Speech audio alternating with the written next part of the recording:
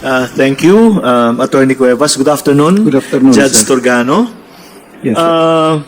One of the things that struck me with your, or by your PDS, or your personal data sheet, is your involvement in the Association of Christian Schools, Colleges, and Universities. Can you briefly give us an idea what made you involved with this particular association? Yes, Your Honor. I became a university president of Wesleyan University, Philippines. And Wesleyan University is a member institution in the Association of Christian Schools, Colleges, and Universities. And after my assumption of office, I was elected as assumption of office as president of the university. In the next meeting of the association, I was elected as president of the association. The association, Your Honor, is the Protestant side of private education. The Catholic side is the CEAP, the Catholic Educational Association of the Philippines. Okay, thank you. Going back to, or in connection with your application, may I know how do you see the role of the Ombudsman in maintaining public accountability in today's politically charged environment? May I answer it in this way, Your Honor? I would like to see the office of the Ombudsman as not confined merely to the technical side of investigation, prosecution, and adjudication of misconduct. The office of the Ombudsman should be the tribune of the people. He has to be the voice and the bridge of the people to the government bureaucracy. And therefore, I have said that the Ombudsman should be an integrity leader. He must be a teacher, a role model, and capable of engaging diverse groups to rally behind the crusade against corruption. The need is for him to be able to engage the public as active participant, not just a recipient of justice, but as an active participant in the crusade against corruption. Because corruption is what obstructs progress, and its pernicious effect affects adversely the moral fabric of our country. Judge, given your retirement and time away from the judiciary, how do you ensure that you are attuned to the modern demands of public accountability and institutional reform?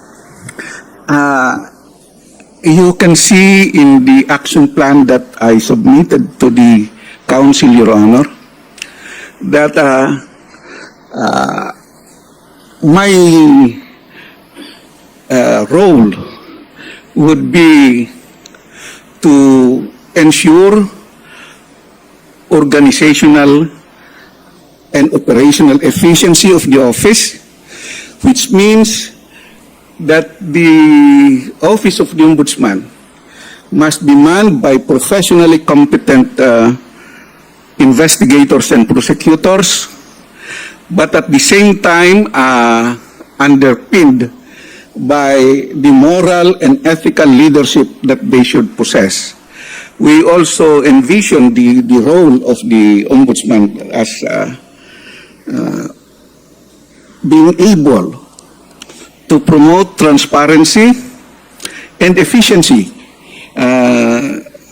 It must address the backlogs, and it must address the timeliness, the issue of timeliness of resolutions, because this is what is eroding public faith in our institutions, Your Honor. The lack of timeliness and the fact that there's a lack also of transparency in the way cases are handled. So, in all of this, Your Honor, I really believe that professional efficiency must be undergirded by moral and ethical leadership. We are not saying that we should not put emphasis on the need to win our cases. We have to win our cases in court. But we have to be sure that when we file cases, we have the strong chance that these will be successful in terms of prosecuting and convicting the accused. So, I would like to see an efficient and effective ombudsman through addressing the case backlogs, promoting professionalism and capacitation of its investigators, undergirding the moral efficiency and ethical leadership, and at the same time be role models for the people to see. That was my final question. I wish you good luck, Judge Turgano, and thank you, Attorney Cuevas. Thank you, Attorney Mejia. Our next interviewer is the Honorable Justice Erlinda Piñera Uy. Thank you, Attorney Cuevas. Good afternoon, Judge Turgano. Good afternoon, Your Honor. I'm looking at your PDS. Did you mandatorily retire as a presiding judge of the Regional Trial Court? No, Your Honor. I optionally retired. Optional. So, at what age was that? 63, Your Honor. 63. And then, you are now the acting president and chief executive officer and member of the board of directors of the Natural Resources Development Corporation. What are your key responsibilities in that capacity? Well, Your Honor, it is the Natural Resources Development Corporation, Your Honor, is the corporate arm of the Department of Environment and Natural Resources. Its main task, of course, is to engage in business with respect to activities that are aligned with the mandate of the DENR. DENR exercises the regulatory powers, but the contractual side of all this is performed by the GOCC, which is NRDC. My role here, Your Honor, is to see the balance of earning for the government, but at the same time ensuring a wise and responsible management of natural resources. Also, in the context of ecological faithfulness to ecological integrity. So, this also is governance, corporate governance in the public sector. And that was something new to me because my exposure to corporate governance is with the university. And now it is with the NRDC, Your Honor. So, in what ways have your responsibilities in your current role and previous professional experiences prepared you for the ombudsman position, including your years in private practice? Yeah. Your Honor, I have been a judge for more than 2 decades, and I would like to believe that those years I was able to cultivate the discipline of a judicious mind honed by an objective analysis of facts and faithful adherence to the rule of law. I believe, Your Honor, that there is a value in having well-written decisions, because judicial decisions, the acceptability of judicial decisions hinges in a large measure to the clarity and power of the reasoning in the decision. So I believe my 21 years in the judiciary has helped me develop in a modest way the ability to write. Secondly, Your Honor, I have developed the frame of mind that a judge must ensure fairness and objectivity regardless of who the suitors are, regardless of their wealth, power, and station in life. We must apply the law evenly, fairly, and evenly. The problem with the economic side of Philippine situation now is that investors do not come because they do not believe that the playing field is level. And I think we could address that if we have regulatory clarity, predictability, and consistency in the rulings and decisions we make.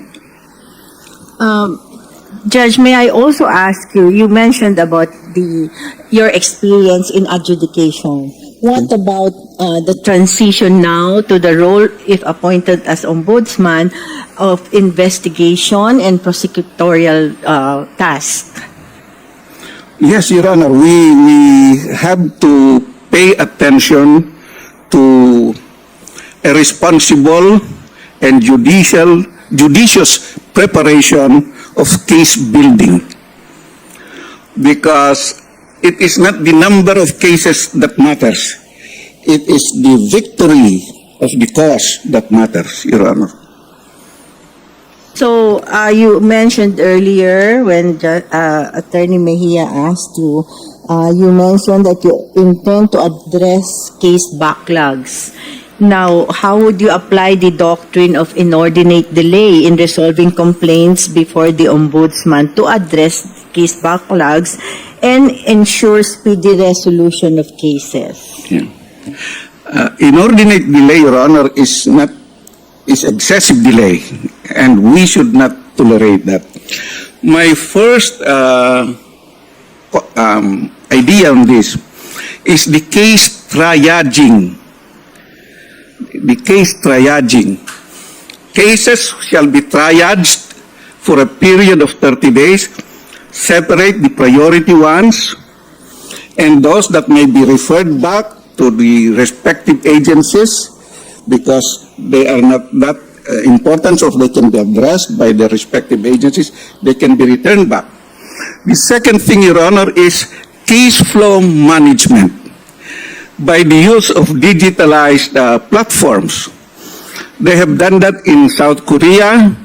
The experience in India is very inspiring, and I think we can also do a transparent case flow management so people can see where their cases are and who is causing the delay.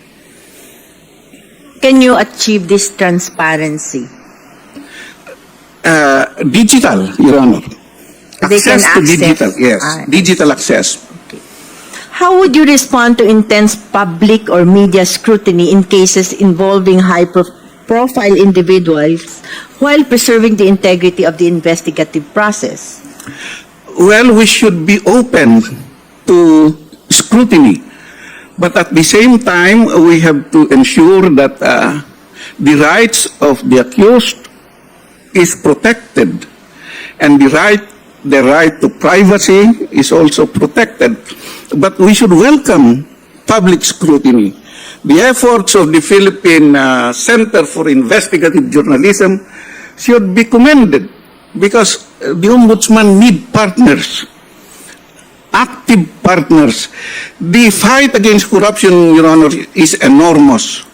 And any help that we can get, provided we don't violate the rights to due process of the accused. How do you define moral courage in public office? Your Honor, moral courage is the ability to do the right thing, what is moral and what is ethical, in spite of who the powers that may be affected, and in spite of the pressure and threat.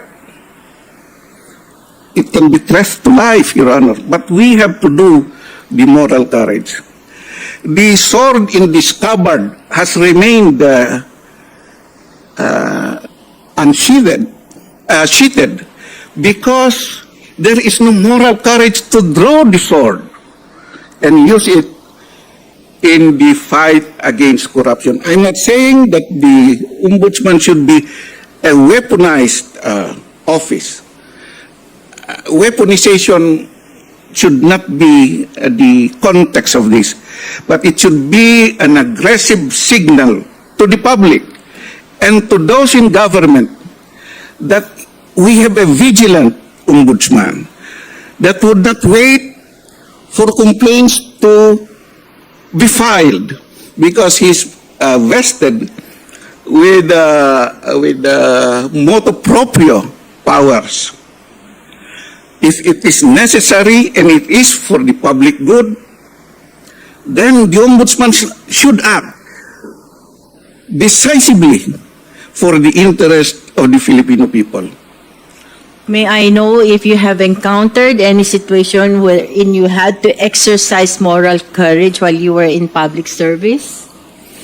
Yes, Your Honor. We cannot avoid that as a judge. People come, people present their requests, but at the end of the day, it is your conscience and your faithfulness to the rule of law and to God that matters. And we are not here to please people. We are only here to follow the law and to please God. My last question, what role should the Ombudsman play in ensuring compliance with procurement laws and preventing ghost projects or anomalous transactions? Your Honor, there is a program I mentioned in my action plan, the National Integrity and Rule of Law Enhancement Program. It is the overarching program that should be able to address systemic flaws or conditions that breeds corruption to thrive. And it is supposed to be a multi-sectoral effort. We bring people in the academe, people from the religious sector, people from local governments, civil society, the youth, and the academe. The issue here, Your Honor, or the idea here is preventive and corrective justice. And this can be done if we engage in the ability to notice red flag and identify those red flags. That is why it is important, Your Honor, that we engage the public in this crusade against corruption. Through the National Integrity and Rule of Law Enhancement Program, we hope to be able to identify red flags before they can happen and take proactive action, response. Your Honor, the difference between being a judge and being an ombudsman is that being a judge, you merely react to cases filed before you and do render justice to the litigants. In the ombudsman, that is not the case. The ombudsman has to be proactive because he is the representative of the people. The money that is being stolen here is the money of the sovereign Filipino people. It is not really the money of government. It is the money of the sovereign Filipino people. And therefore, it is important that an approach to fight corruption, corruption being systemic, should also be systemic. We should also engage a multi-sectoral support for the purpose. And on top of this program will be the Ombudsman? Yes, Your Honor. The Ombudsman will be the integrity leader. So if appointed, we will watch out for this program. Yes, Your Honor. Yes, that was my last question. Good luck to you, Judge Turgano. Thank you, Your Honor. Thank you, Justice Uy. Our next interviewer is the Honorable Congresswoman Jervil Reyes Luistro. Thank you, ma'am. Good afternoon, Judge Good afternoon, Turgano. Your Honor. I heard a while ago about preventive and corrective justice. Can you please expound on corrective justice? There are already systems in place, but this system need revisiting because for one reason or another, they contribute to the conditions for corruption to thrive. In the case of the procurement law, Your Honor, my understanding of the formally case, I think that's still pending, is that we have weak systems. That is why things of that magnitude could happen. And therefore, we need to correct what is wrong in the system. The other thing, Your Honor, is I have also attached to my action plan. I proposed interagency council on good governance. I hope that the Ombudsman, in tandem with the COA, the Civil Service Commission, the Philippine Competition Commission, the DBM, can work together. Even now, yesterday, we have the AMLA news. Yeah. We can probably do something on correction here. Because otherwise, why does this kind of things happen despite years? Corruption has been there for a long time, but why is it? What is COA doing? What is civil service doing? So we have to break the impression that there is complicit participation of agencies by getting our acts together and jointly work to address the flaws in the systems that continue to enable corruption to continue. Judge, you've mentioned about the formally controversy.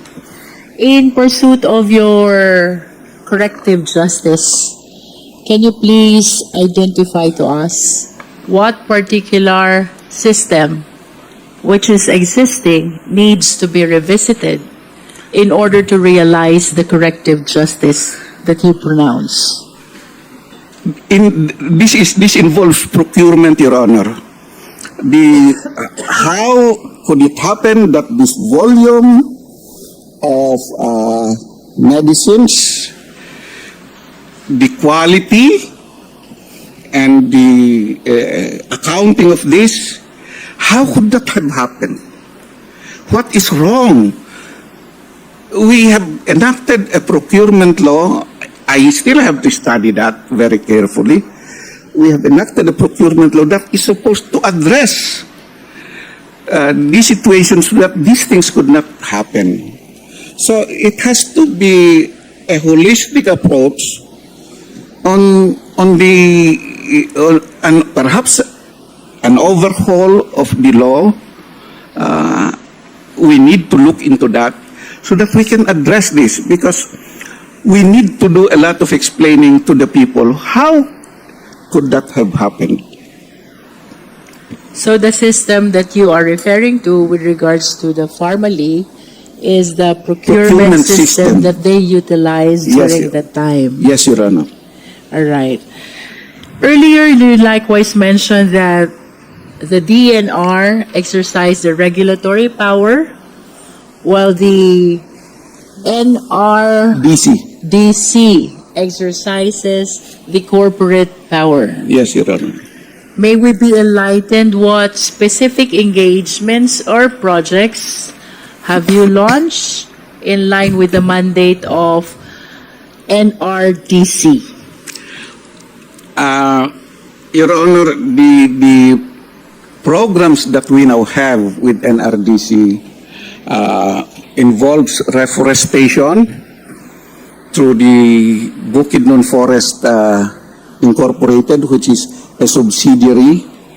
The goal there is to be able to reforest and at the same time harvest this for the wood industry, and also the carbon credits derived from this.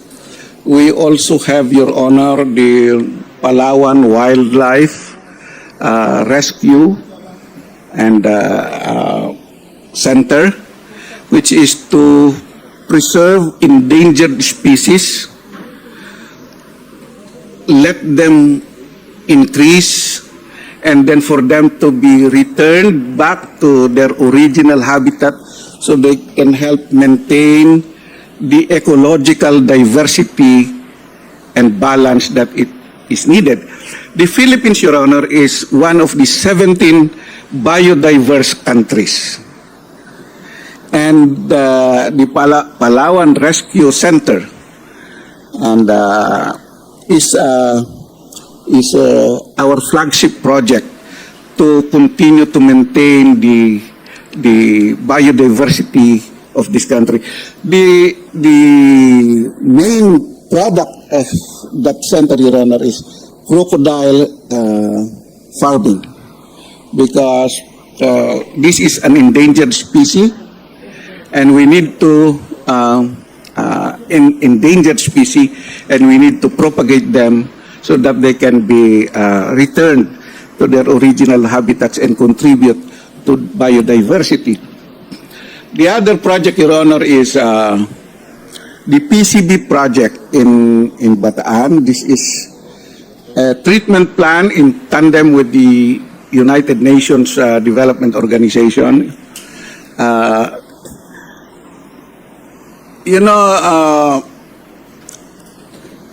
Transformers that were manufactured before 1980 contain some chemical elements that are carcinogenic or contribute immensely to cancer. And so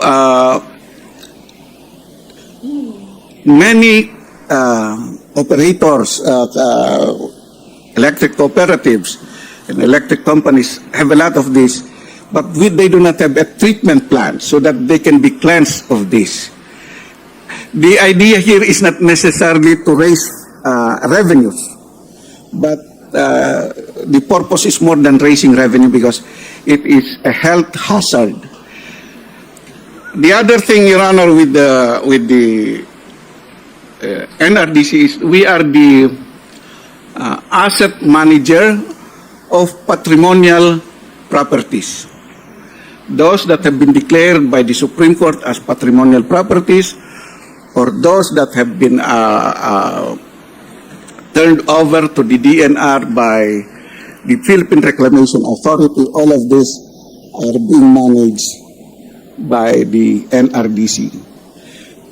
The Philippine Mining and Development Corporation, which has not performed well, and also a subsidiary of our corporation, which we are about to collapse because a lot of issues. The NRDC is supposed to take over the mining claims of mining claimants who were not able to pursue them and make it earn for the government. Of course, concomitant to that would be the responsibility to cleanse the mining tailings. And therefore, we are engaged also in research on how to do that, Your Honor. All right. So, in line with your mandate to preserve and propagate biodiversity, how do you think this very distinct experience of yours will be able to contribute in addressing the mandate this time of the Ombudsman? Yeah. The operation of NRDC, Your Honor, is a corporate governance. The dynamics of a corporate governance, and I believe that the values of transparency, accountability, are values that are elements of a good stewardship of the office of the Ombudsman. I hope to bring the discipline of transparency and accountability in public governance also to the Ombudsman. Judge, it appears from the records, this is my second question. In 2010, the Supreme Court reprimanded you for undue delay Yes, Your Honor. in deciding a case which was submitted for resolution but decided only after 15 months Yeah. instead of 90-day reglementary period. May we know what lessons did you learn from this incident? Your Honor, that is a lapse because we could actually ask for extensions if we cannot do it within the 90-day period. But at that time, Your Honor, I am an undermanned court. I do not have a clerk of court. My legal researcher is also my clerk of court and my interpreter. We do not have, we have only 3 stenographers. So you can understand the role that I am playing. I preside hearings, I write decisions, I manage my court, and I have no clerk of court to help me, Your Honor. So, of course, we cannot really complain because unless appointments are made to beef up the workforce, there's not really much that we can do. But that is a lapse that could have been avoided had we have a more complete workforce. And I believe that that one case, Your Honor, for the past 21 years in the judiciary, I must have received and handled about 20,000 cases. But one case I submit should not define me, Your Honor, because I am not that one. I could have done it. Had it been brought to my attention, I could easily ask for an extension of the time to resolve it. Your explanation is well acknowledged, Judge. Now, for Thank you, the Your third Honor. question in the written output that you submitted, you described the Ombudsman as a tribune of the people, not only protecting citizens from abuses of power, but also capacitating them to claim their rights and demand accountability. Can you please expound on this? Yes, Your Honor. Part of the responsibility of the Ombudsman is to bring the people into the table of government. But we need to do a teaching function. We need to inform and educate our people massively on the rights and inform them of the rights and government processes. And concomitant with that, Your Honor, is the ability to inspire them to claim those rights, defend those rights. And the only office, I believe, that could help them achieve that is the Ombudsman as the national integrity leader and role model of good governance. So, if we can bring the people into the table of government and make them active participants in the crusade against corruption, not just a recipient of justice, then probably there is hope for our beloved country. Hope for a better days to happen in the future. You mentioned that by tribune of the people, you would like to bring them in the table of the government, educate the people on how they're going to claim their rights.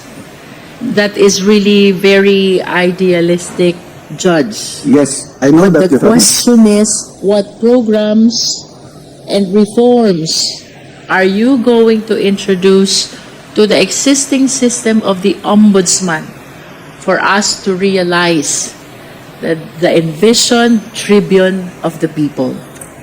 Of course, my overarching framework is the NIROLEP, the National Integrity and Rule of Law Enhancement Program.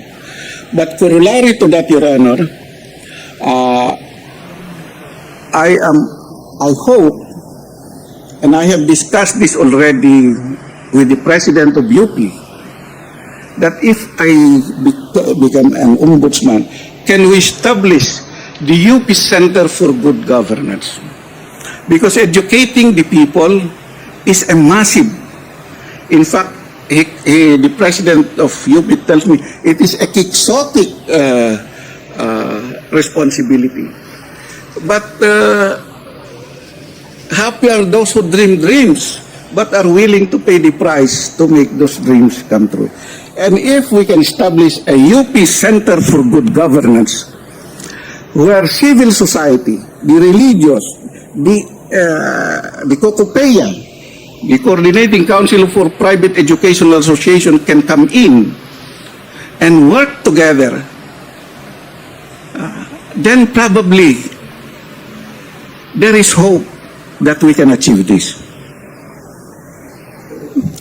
In your vision that the Ombudsman becomes the tribune of the people, if given the chance to be appointed as the next Ombudsman, Judge, would you advocate that the SALN be open to the public without any restriction? I would support that, Your Honor. I would support publishing the SALN, because that is a mechanism, Your Honor, for an effective mechanism for transparency and effective signal to the people that the government means business in this fight against corruption. But of course, while the complainant are entitled to due process, the public officials are entitled as well. So how do you think will you protect the right of the public officials whose SALN will be publicized in order that this will not be used as a weapon against them by their political rivals? Your Honor, my limited concept of public service is when you accept public position, you open yourself to public scrutiny. And part of that is opening your salin. In fact, the injunction of the Constitution on Article 11, Your Honor, is that a public officer must at all times be accountable to the people, serve with utmost responsibility, integrity, loyalty, and efficiency, act with patriotism and justice, and live modest lives. That is the injunction of the Constitution. Let us make that injunction alive in this present day and age when a lot of money are being stolen.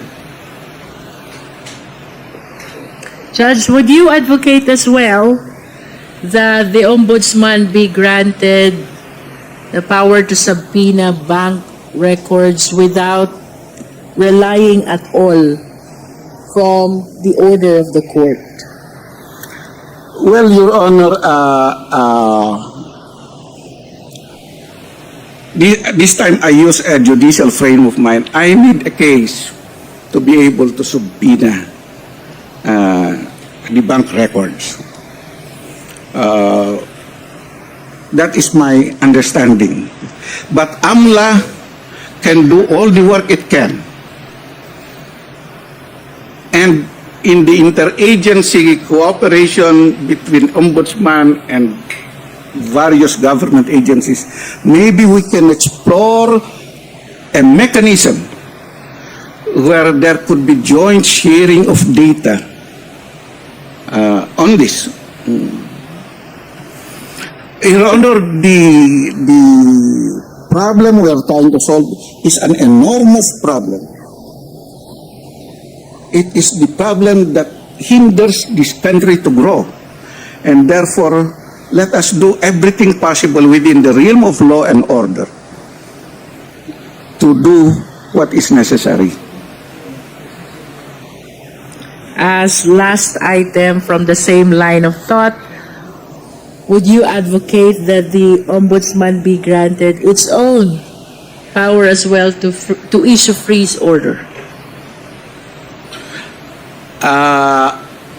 That can be studied, Your Honor.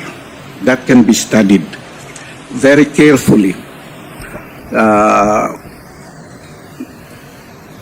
Because if at all, Your Honor, it has to be used sparingly, if at all. If at all.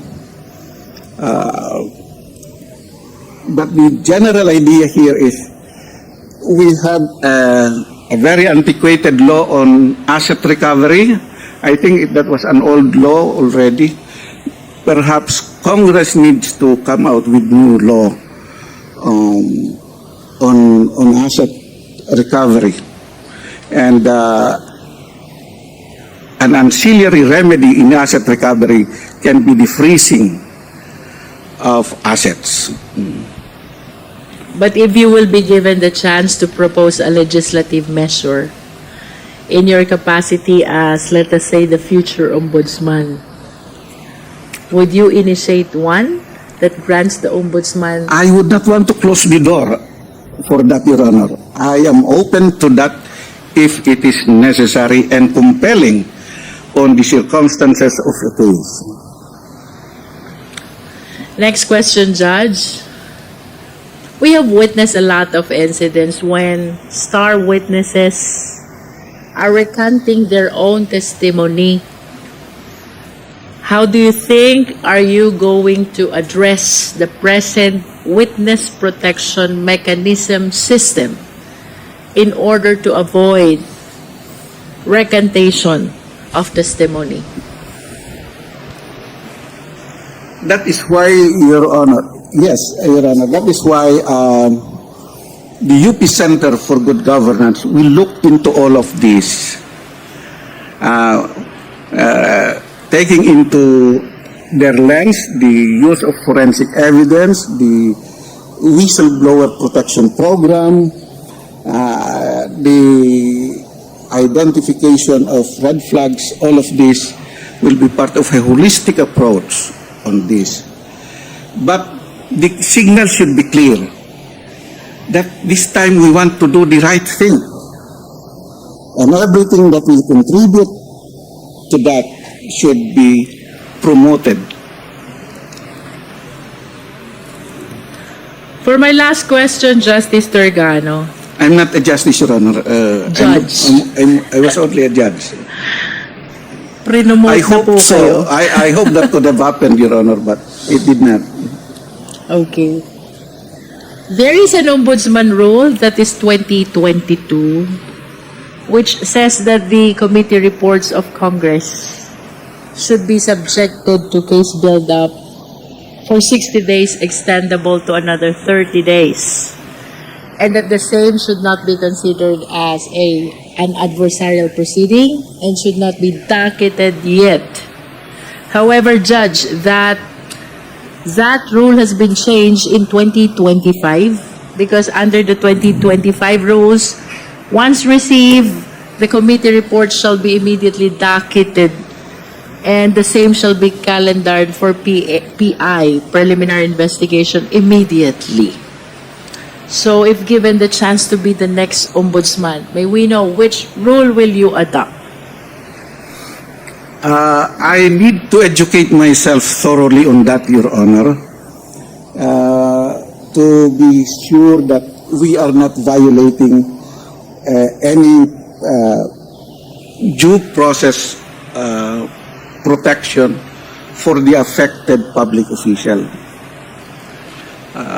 I'm open to exploring a solution to that possible conflict, Your Honor.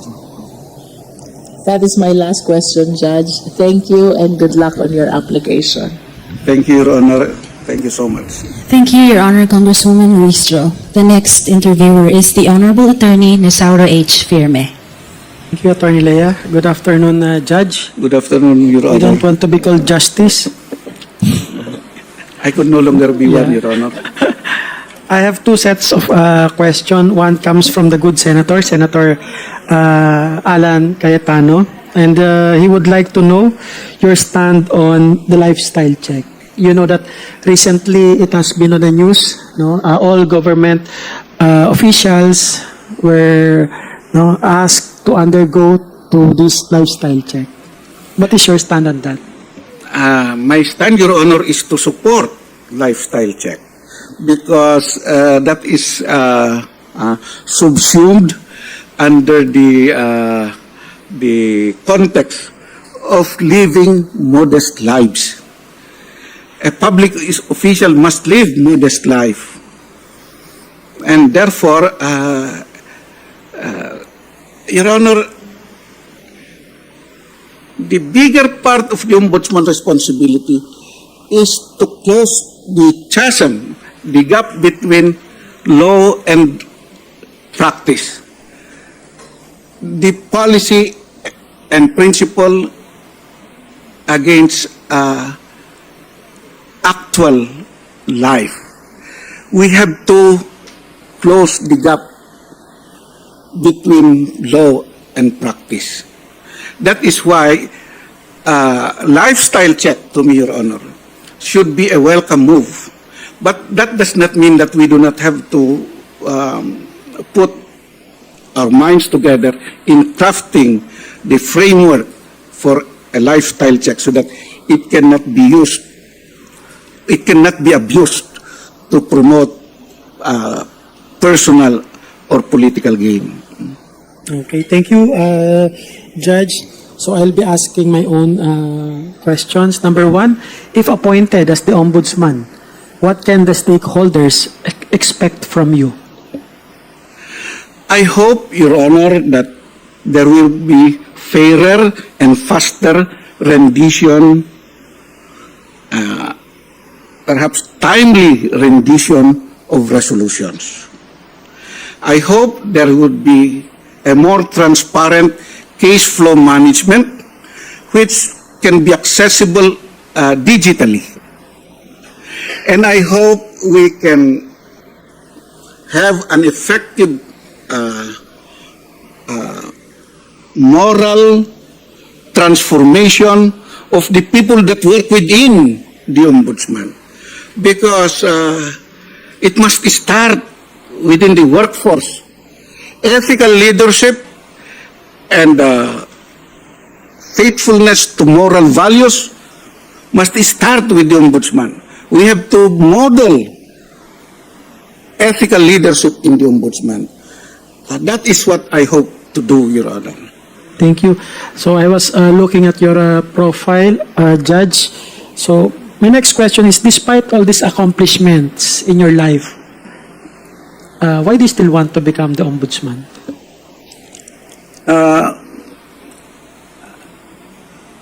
Your Honor, I think this is now the finest moment for all patriotic Filipinos to come forward. And if there is something I can contribute in the fight against corruption, in whatever way I can, including becoming an ombudsman, then let me do that. Our country needs all the participation and support of well-meaning people to achieve a victory against corruption. I hope there is something I can do, Your Honor. I hope and pray that God will enable me to carry out the role of an ombudsman ethically and efficiently and effectively. Next question, Judge. You have been appointed as the RTC judge in Lawag way back in 1997. And you work in the office of Senator Alvarez way back in 1990. Yeah. So in other words, you have been a presidential appointee. You worked under a senator, under the office of a senator. So my question now is, how apolitical are you? How apolitical? I have always been apolitical, Your Honor.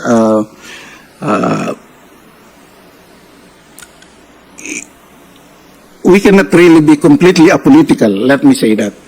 But all my life, I must admit, Your Honor, that in 1987, I ran for a public office. After the Cory government took over, I ran for a congressman in the 2nd District of Ilocos Sur, which is my home province. And I failed. Out of 7 candidates, I landed 4th. But I had no money to carry out an effective campaign. We cannot really be apolitical completely, but we should be able to define the lines that politics has nothing to do, or political influence should not interfere in the functions of the ombudsman. In connection with that, Judge, so as you mentioned, freedom from influence, and that speaks of independence. Yes, Your Honor. Which is one of the qualities of a good ombudsman. So can you tell us an instance, Judge, whether in your present role or in the past, that you have displayed independence? There were many instances, Your Honor. I was judge of Lawag for 21 years. Lawag is the home province of my mother, Dumlao, and you cannot avoid influential relatives from coming to you. They exert influence. They do everything. But at the end of the day, Your Honor, as I said earlier in my answer to Madam Justice Uy, at the end of the day, it's your loyalty to the law that really matters. And your sense of peace and conscience. Here, Your Honor, I would like to say that the Ombudsman does not need to be the enemy of government. No, the Ombudsman should not be the enemy of government, but it can be the conscience of government. It is there where the reservoir of morality and ethics should reside.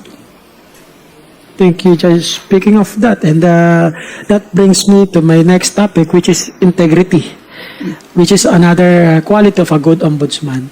So was there an instance where your integrity was put to test or tested, and how did you navigate through that? Your Honor, integrity as a judge, integrity in the university which I presided, and then integrity now in a government corporation. I mentioned in my personal data sheet, Your Honor, that I am a diaconal minister of the United Methodist Church. I have been consecrated in 1997, and I have carried that office with honor to God and to myself and family. Integrity is all that I have. I do not have wealth. I do not have properties. But this is what I treasure most. When the time comes that we sail into the sunset, there is one thing that I would be proud to say, that I have kept the faith and I have treasured my integrity more than anything else. Next question, Judge. We know that as an ombudsman, you will be having lots of bodyguards.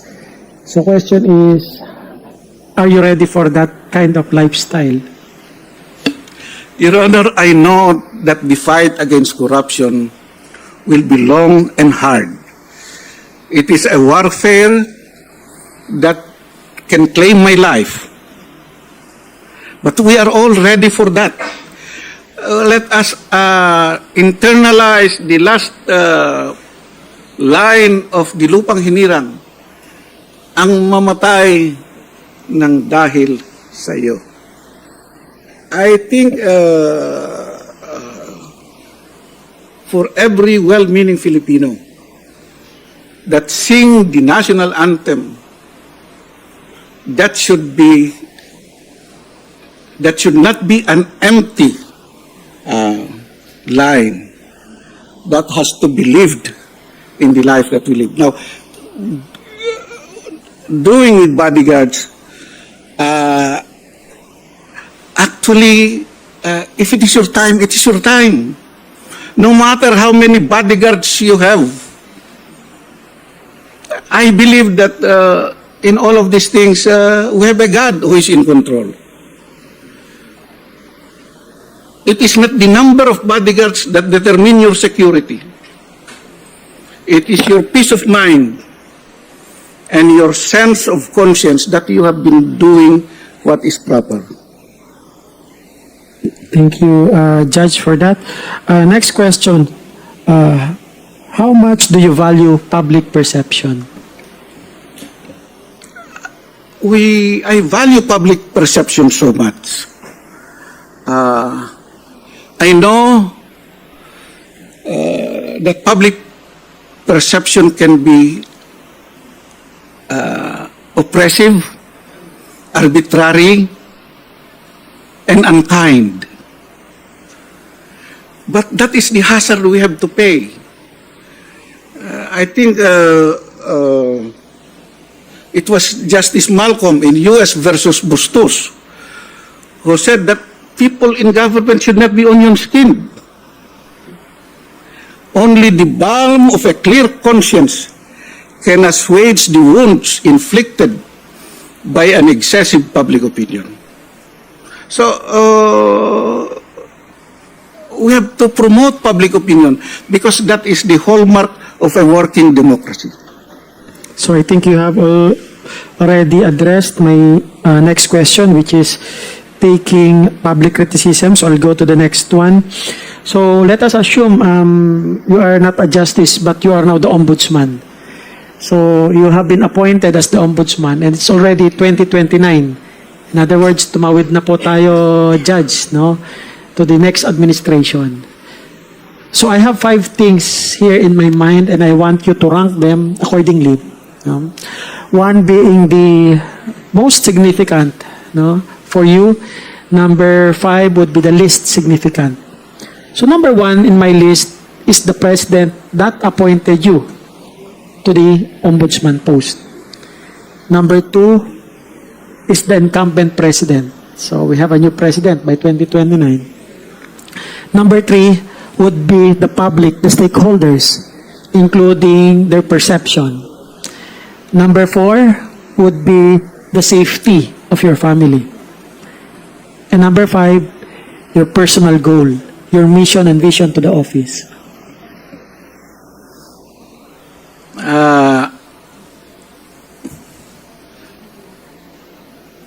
Your Honor, maybe I would rank first my personal goal, but at the same time my family. My family is my wall. My family is my anchor. And I do not want to lose the affection and respect that I have enjoyed from my family. My family means a lot to me.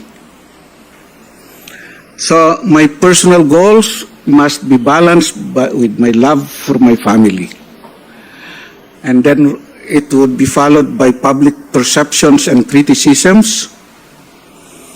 And then the incumbent president in 2029, whoever he is. And last would be the appointing president for me.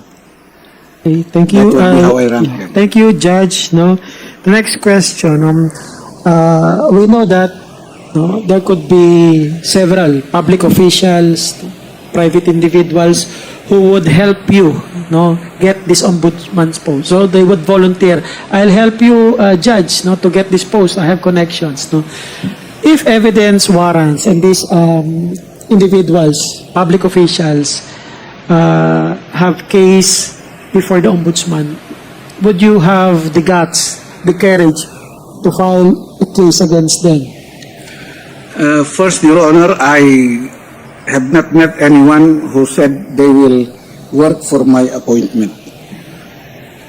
No one has approached me offering his help for the purpose. Secondly, my loyalty is to the law, Your Honor, and my peace of mind and conscience. Assuming I will get the appointment, I know more people will come out and, we work for you. I was the one who talked to the president. And it was through my... Kahit na hindi. Yes, Your Honor, there will be a lot of those that will come. But I know this score. As of now, nobody has come in to say, I will help you. For my last question, Judge, if appointed, what significant development in your life would make you decide to quit the ombudsman post before your term ends? Number 1 is death. Number 2 is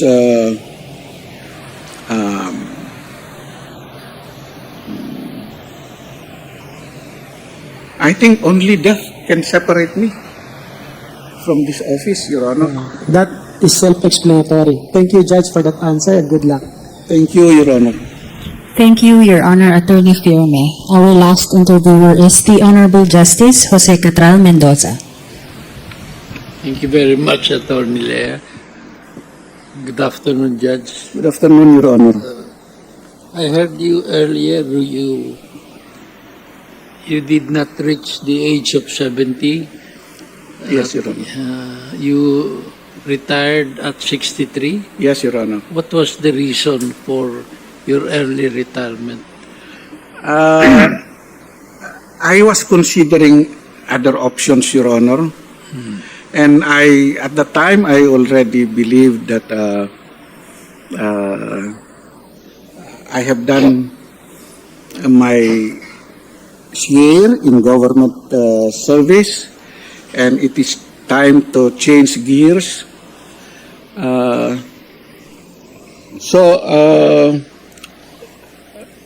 And of course, Your Honor, I was already thinking of going into the academy, which I thought would be a new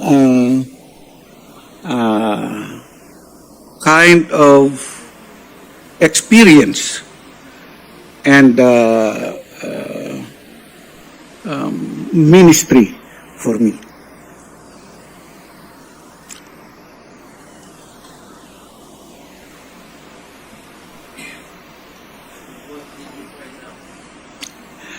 Well, I think I was correct, Your Honor, because I was elected president of an autonomous university with 12,000 students and 500 faculty and non-academic personnel.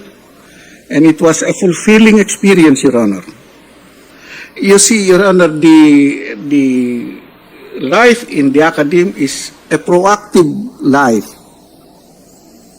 And a university has three trifocal functions: instruction, research, and extension. And this provided me a new opportunity for self-fulfillment.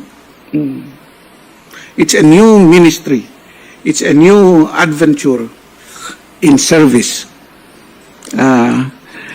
Believing, Your Honor, that education is still the best passport to a better life, the liberating means for people to get a better life is through education. And to be a part of the educational process, to me, is fulfilling.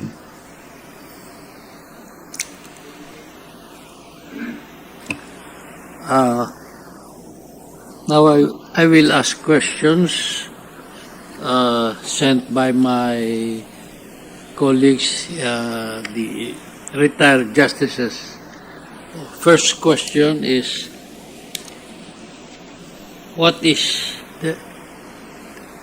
can you distinguish the right to remain silent and the right against self-incrimination? What is the distinction between the two? These are actually, to me, Your Honor, are confusing concept. But the right to remain silent Hindi man confused. Pagod mo.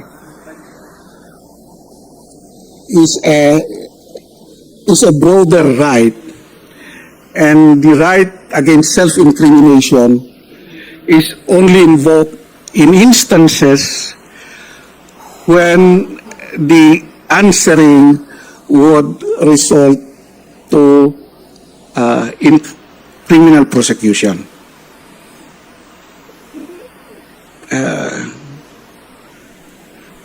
That is my limited understanding of these concepts, Your Honor.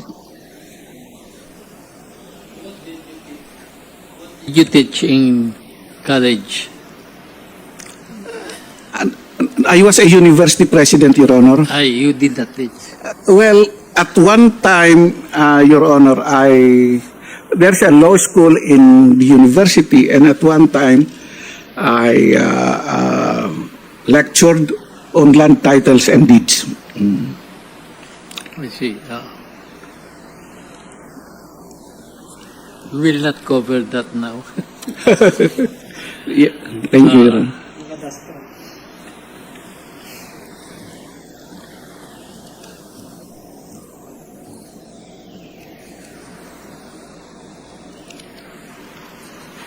second question is, does the office of the Ombudsman have legal standing to intervene on appeal in administrative cases resolved by it? It was the office of the Ombudsman who initially resolved it.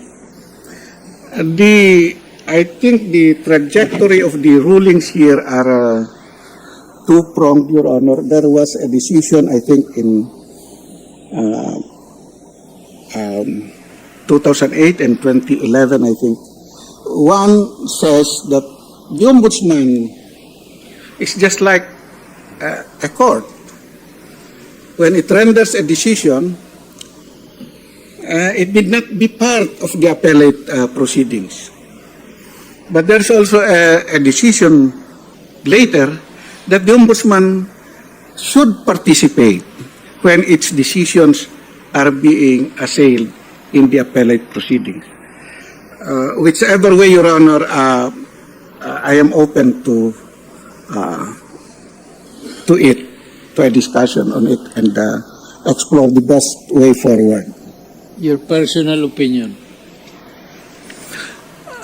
My personal opinion is that the Ombudsman is like a court. Its decision is there, and it is up for the appellate court. So it should not intervene? It should not intervene. Yes, sir. You were referring to the Bongais case? Yes, Your Honor. Sa Maniego? Yes, Your Honor. Okay. Can the doctrine of condonation be applied motu proprio by the office of the Ombudsman? I'm referring to acts committed before the abandonment of the doctrine in the case of Vice President Binay. Mayor Binay. Your Honor, I think the ruling of the High Court there is condonation does not apply. Yeah, the question is, now in Binay, the doctrine of condonation was already abandoned. Yes, Your Honor. The question here by my colleagues is that can the office of the Ombudsman motu proprio apply the doctrine in favor of a respondent or an accused? No, Your Honor. He should not. I submit that the Ombudsman should not motu proprio. Not. Yeah. The Supreme Court agrees with you. The Supreme Court agrees with you. Thank you, Your Honor. How about, is the final and unappealable decision of the office of the Ombudsman still be the subject of judicial review? Can it still be the subject of a judicial review? In the finding of probable cause, Your Honor, it should not be subject to judicial review except when there is grave abuse of discretion. In the administrative adjudication of cases, there is an appeal allowed through the Court of Appeals.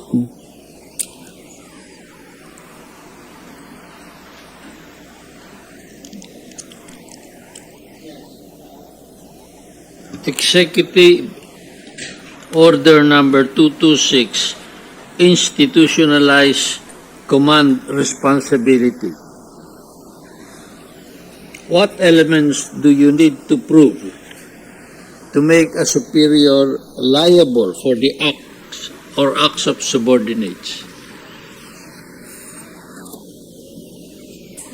The question is what elements do you need to prove to make a superior liable? What are the circumstances? generally, Your Honor, I believe that a superior officer is responsible for the work of his team.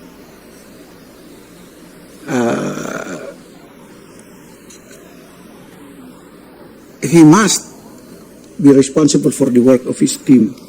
Now, insofar as circumstances that would exempt him from being No, no. When does the doctrine apply? Yun na lang. okay. I'm not asking if the superior can be exempted. What are the elements? What are the elements in order that a superior may be liable under this doctrine? Specifically, Your Honor, I believe the compelling circumstances would be the character of the act in such a way that the superior officer has access and participation to the act of the subordinate, then I believe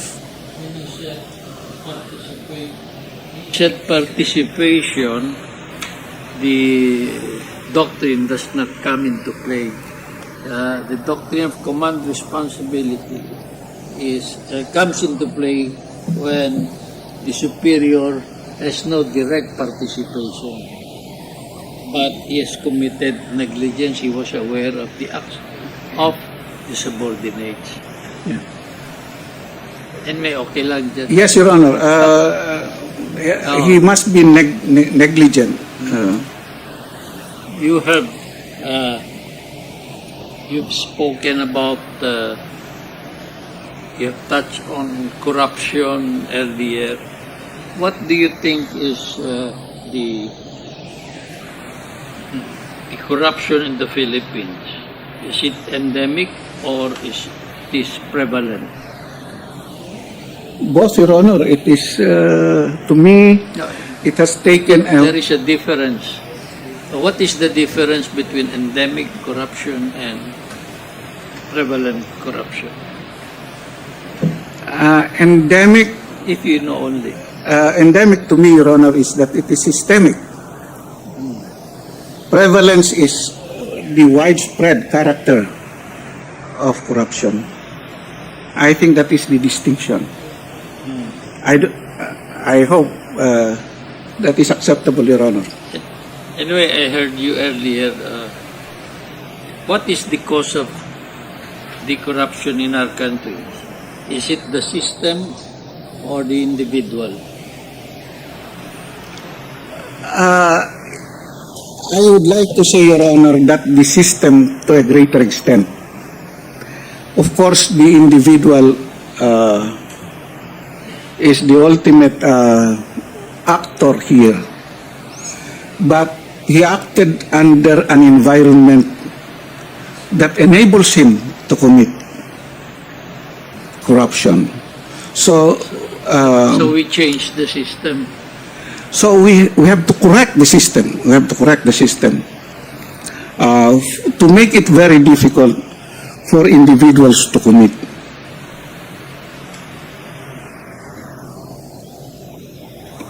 At this point, what do you want to propose? What do you intend to do to change the system? Do you have anything in mind? Well, Your Honor, there are a lot of ways to do this. As far as I am concerned, number one, it can be a legislative reform. Number two, it can also be an interagency cooperation between the agencies of government that have something to do with corruption. I mean, as gatekeepers or safeguards or guardians, so that corruption will not happen.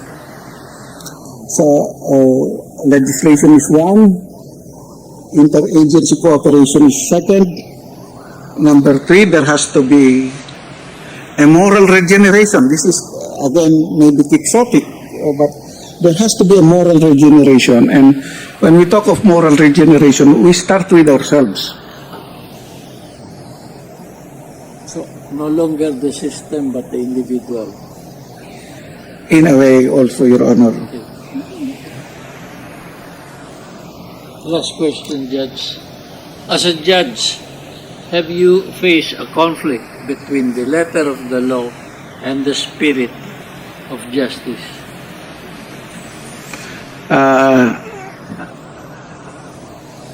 I am not sure now, Your Honor, but it must have happened.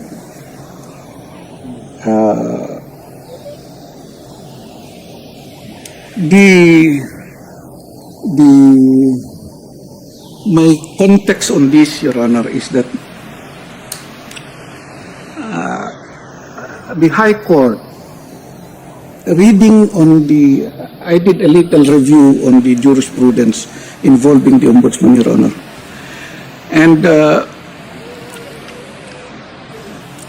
I believe in the fact that somehow the Supreme Court has veered towards the context of, or judicial philosophy of, a living constitution, rather than the judicial philosophy of textualism or originalism.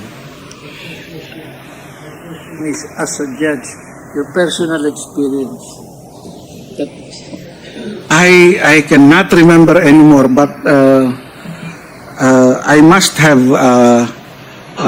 encountered that. And if Your Honor asked me how would I have behaved in the face of a conflict between text and the spirit, I would take the side of the spirit of the law rather than the text of the law. Thank you very much, Judge. That will be all. Thank you, Your Honor.